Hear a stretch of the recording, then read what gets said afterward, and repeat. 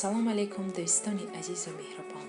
7 марти соли 2018 дар оилаи мо хурсандии бениҳоят зиёде буд ки фарзанди аввалини ман соатҳои 9:16 дар беморхонаи якуми Василиостровскии шаҳри Санкт-Петербург ба дунё омадааст. хостам лаҳзае аз онҳо ҳам ба шумо нишон диҳам.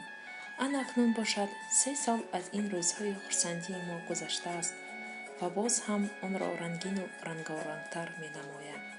фарзанди ман имрӯз бошад 3 сола мешавад. хостем каме ҳам бошад зодрӯзро барои фарзандамон ҷашн гирем ки фарзанд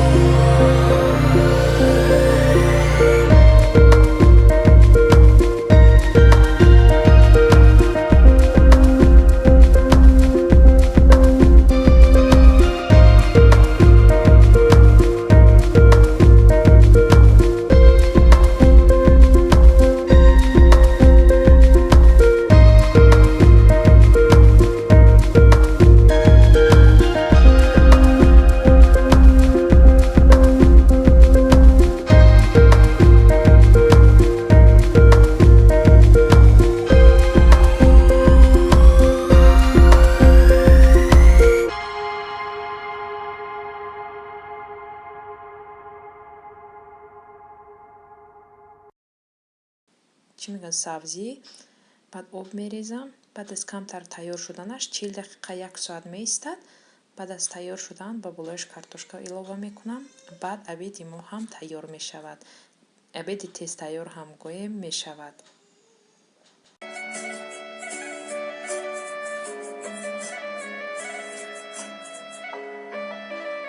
اینجا باشد دوستان خلیبا رو من گرفته قوق کرده ایستادم، یعنی خلیپسی میگوین.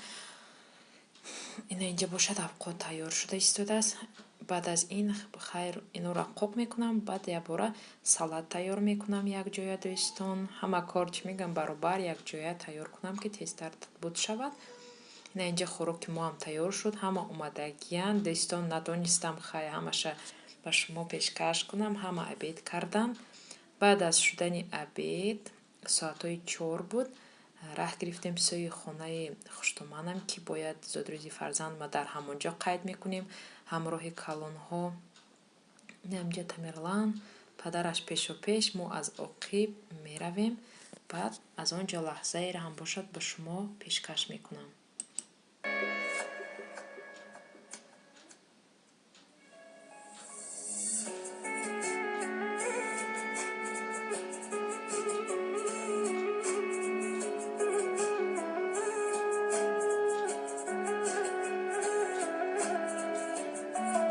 اینجا اومدین کودکو همراه قایناتم ششتین. اینجا مولتیکم قاقم داده ایستن که مولتیک مانن. مولتیک تماشا کنیم. اکنون دوستان اینا بینید چه خیلی خورسندی دارن. بعد از خورسندی بازی بعد زادروز رو جشن میگیریم دوستان. ما رو همراهی کنید. شامی ما سحر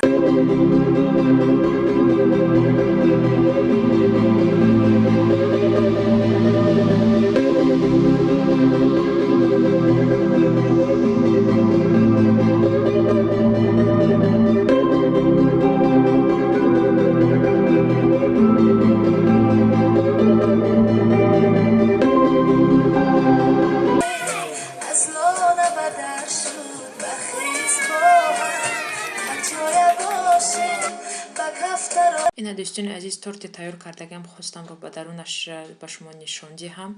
چه خیلی زیبا با مزه اومده است، به همه پسند آمد. میتوانید شما هم تیار کنین دوستان برای اهل عائله خودتون. خیر نمیجا فردا میرلان تماشا کنید چیکار بکنه. ای صدیق رو تماشا کرده رقص کرده ایستاد از وقتایی که ماه اکتبر بودم. این ویدیو رو شما را پیشکش کرده بودم. امروز روزی فرزند کلونی شادی و خورسندی. ما رو همراهی کنید.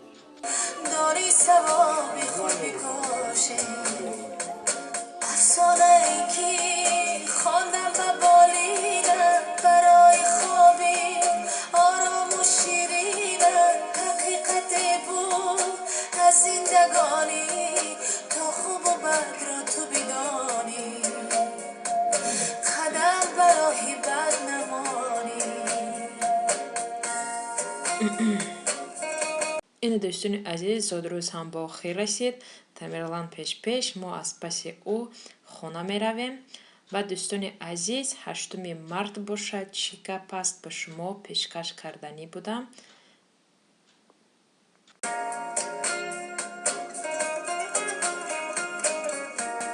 ببینید برف باریده است. از ماه مارت است.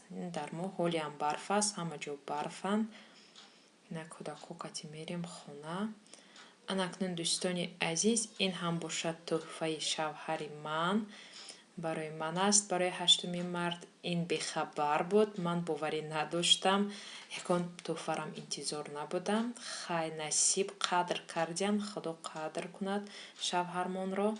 از همین سبب خواستم به شما هم از یک لحظه خورسندیم پیشکش کنم دوستان. بیایید مرا همراهی کنید. بیایید یک جای تماشا میکنیم که چی تحفه بوده است.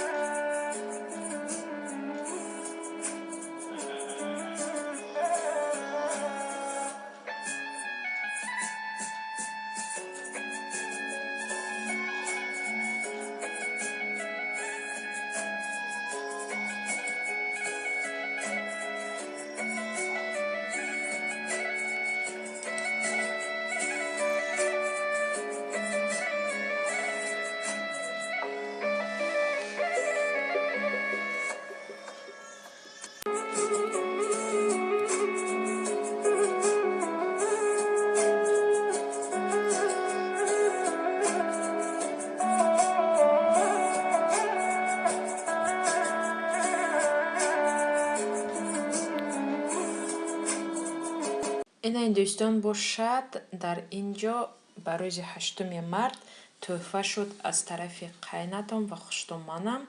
خواستم هم به شما نشان دهم دوستان.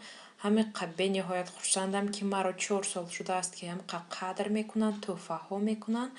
من از آنها منت دارم که رنگ فرزند خودشان احترام میکنن. همیشه صحت و سلامت باشن. بیاین دوستان همراهی کنید مرا. من به نهایت خورسندم که همیشه مرا قدر کردن رنگ فرزندشان. خورسندی مرا حد و کنار ندارد. این باشد تحفه از طرف قایناتم. این چیزهای روزگار با لازم. فکر میکنم این چای است دوستان. چای برای بهار باشد. چای بهاری باشد. نه این باشد برای آشخانه. خشتمانی من همیشه به من تحفه میکنه چیزهای آشخانه. چیزی که لازم است. این همین گونه تحفه ها رو باشد از طرفی و یا گرفتم دوستان. به هر یکی شما خانه آباد را تمنا دارم. با همین ولاگ 2 روزه رو با آخر میرسانیم دوستان. لایک ها رو فراموش نکنید. از همه شما منت دارم.